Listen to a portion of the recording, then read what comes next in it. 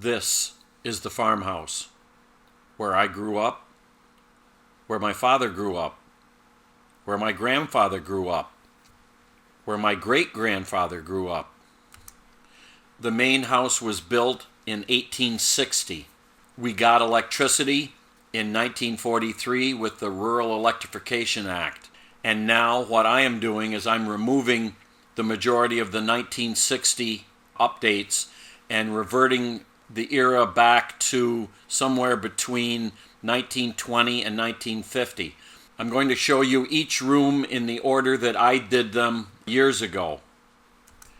While I am no more of a carpenter or a designer than any member of my family has ever been, I'm doing it to suit me and my tastes.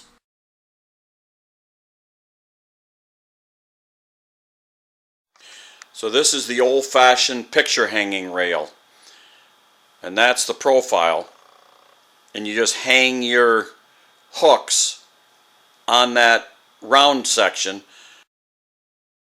Here are the hooks. They hang over, and then that little hook right there, the chain, or in this case I'm using copper wire, and it goes from the picture up to that hook and back down, so it's kind of a loop. So I got these moldings from a company called New Moldings in Poughkeepsie, New York. They're one of the very few places that still makes the old style molding. Okay, I'm out in the mud room and I've got my staining station set up here. A couple plastic sawhorses and all of my wood. I'm using Varathane, dark walnut.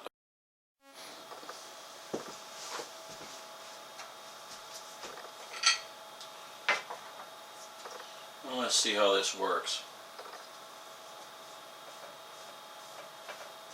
Very dark, which is what I wanted.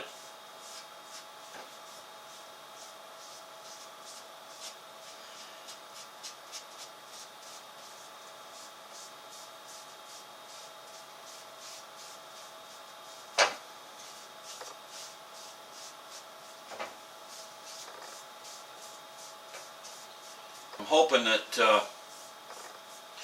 when that gets wiped off, that it's going to look pretty good. Alright, the first board is done. Now I'm going to clean it off and see what happens. And I guess I probably ought to give you a close-up to see what it actually looks like. Very few people use dark walnut. They use walnut, they use special walnut. But I kind of like the dark. So let's have a look.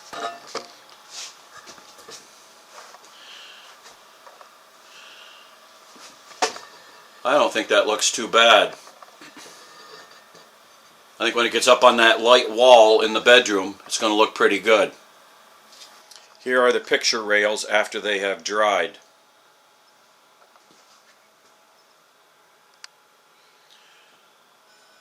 So now I've just got to apply the wipe-on poly and let that dry.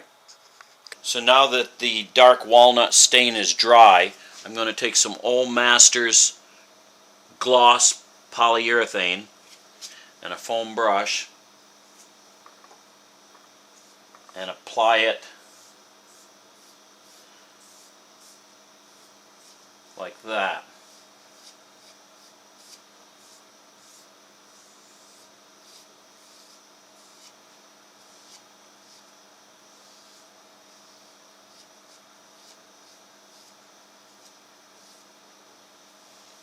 So that's roughly how it's going to look. I'll get it all done and I'll give you an end shot. So there are the picture rails after one coat of poly. And being up on the ceiling, I don't know that they need a second coat. They look pretty darn good. Got a nice sheen to them. I think it'll work. I'm going to check to make sure everything fits, although I know it's going to because I measured it before I cut it and finished it.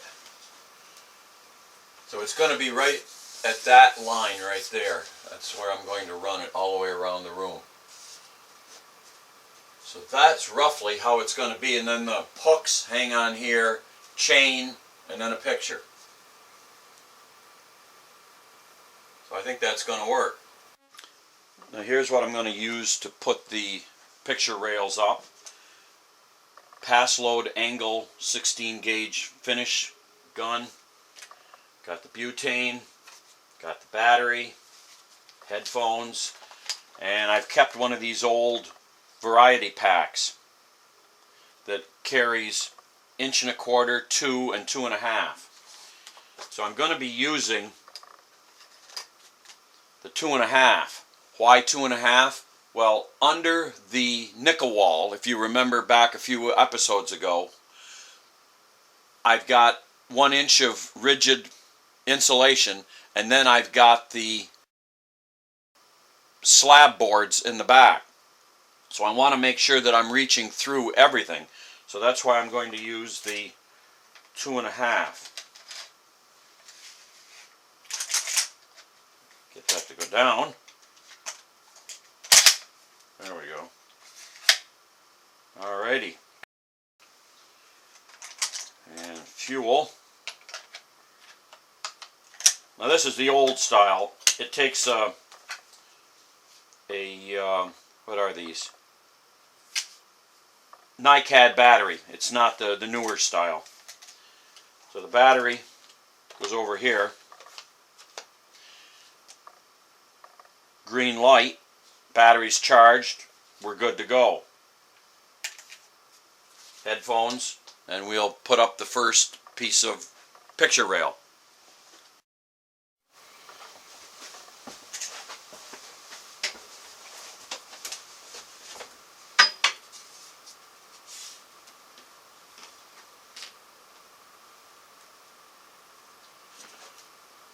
Important thing is to get that aligned and get it into the corner so that the next piece will attach.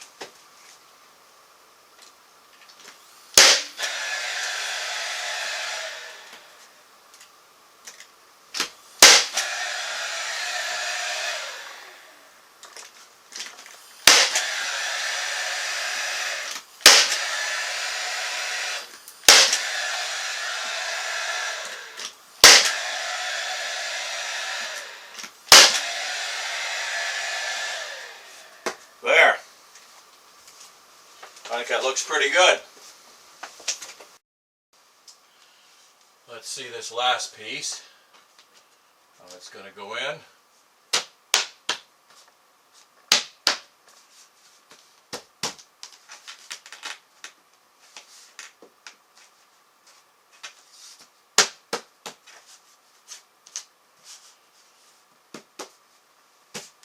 I don't know that I'm going to hang anything that close to the door, but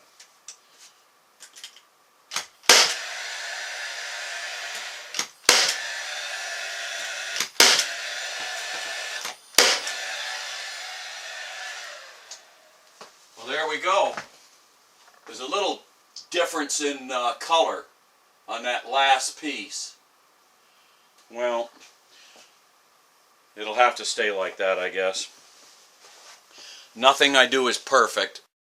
However, I think it's a little better when I'm done. Now, if you notice, it's getting closer to the ceiling. That's because the house has a little bit of a dip heading towards the living room. So that's why it's a bit closer. Now that I got the picture rails up, I've got a couple pictures that I'm going to hang. This was my grandmother. I never met her. She died long before I was born. And this is my Uncle Floyd. He died in 1918 during the influenza epidemic during World War I. So let's see what we got here. We've got string. Okay. So we're going to cut the string, get that out of there.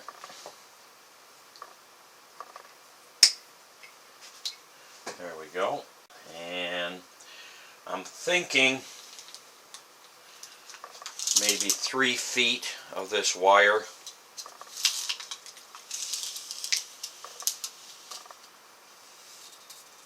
Because it's got to be a double hang. Well, it doesn't have to be, but that's the way it generally was. So you would go through and then tie it up, wrap it around, I mean.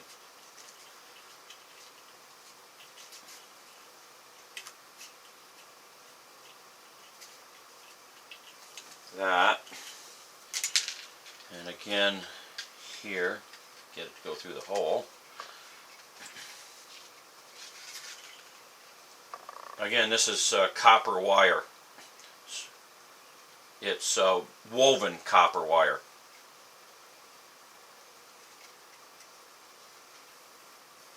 There. So then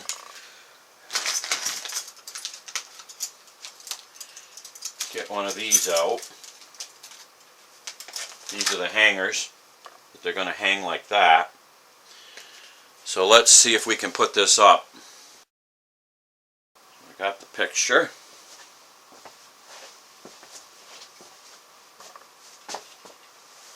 And the hanger.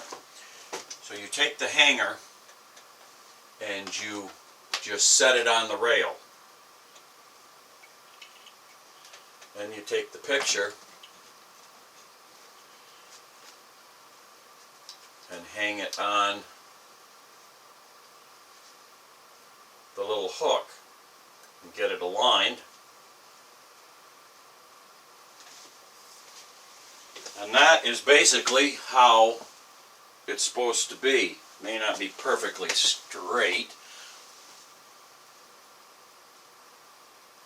but the idea is I can raise it up or down, I can move it left or right, I can move it anywhere in the room. I don't have to drill holes or nail into that nickel wall that I put up. And that's the best that I can do. It's as faithful a reproduction of the picture rails, early 1900s, that I can do. I'm going to hang the final picture that I have ready. The old frames, I have to kind of restore them because they're a little beat up. So it's going to take me a while to get all of these done.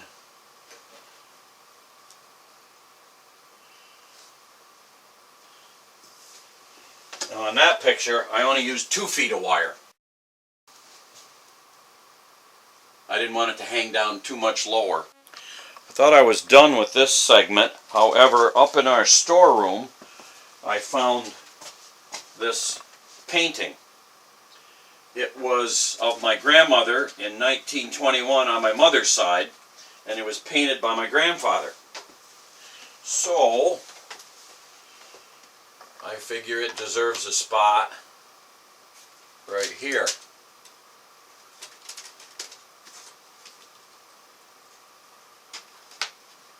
That's what I'm thinking. So I got the 2 grandmothers. I didn't even know I had that one. That was buried very deep in our storeroom.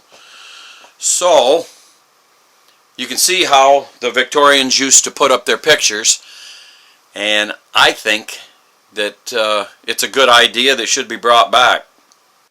One other quick note, if you notice the picture over here on the left, I raised it just a little bit by chopping off just a little tiny piece of wire, about 5 inches, so that it now aligned better.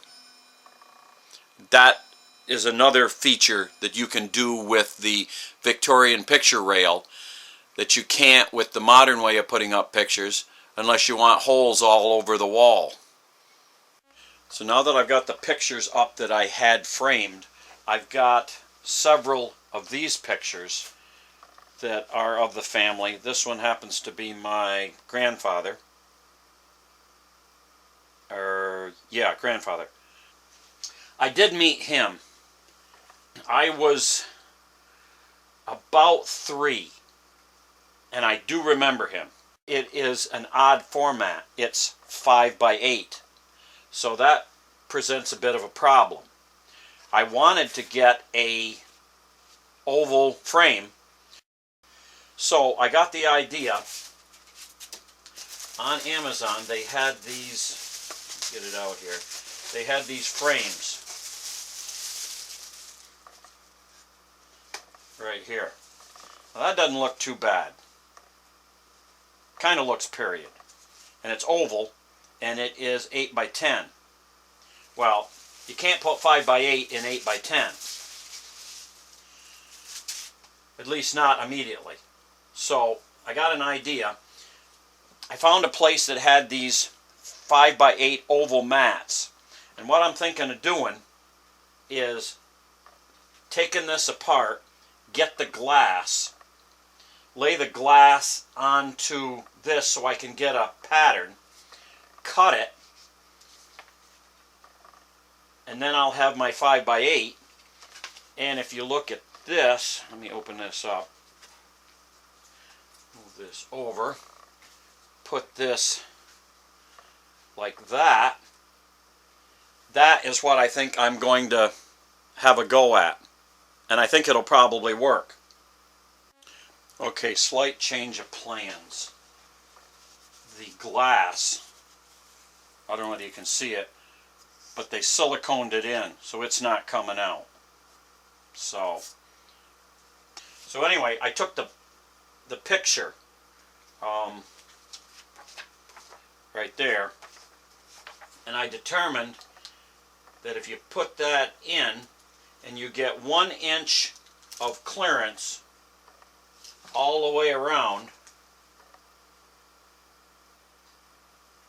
kind of like that. There's just about 1 inch all the way around. So all I got to do now is draw around it and then cut that out, and that'll be my template for doing the other 2.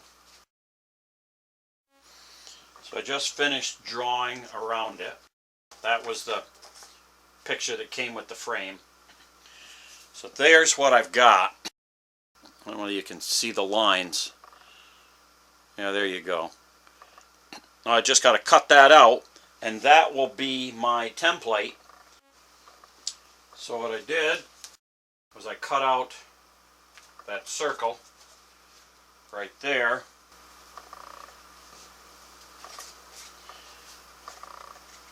Just get a rough idea. I don't know whether I'm going to trim those corners or not. And that's roughly what it's going to look like. And that's what the first one looks like up on the wall. I want to show you one trick that I discovered to keep all of these frames at the same height from the Victorian picture rail. You can measure it, but it doesn't always work out. So what I do is I just cut a length, attach it to the back of the picture frame, and then I just hang it and get it at about the right height. And when I get it at the right height, then I bend it, and with it bent, you can see the bend right there, then I can cut it and twist it, and then it will be the correct height. I twisted it, put it together. So now, when I come up and hang it, it should be just about the same height. There we go. That's the way I'm hanging reproduction Victorian picture frames on a reproduction Victorian picture rail.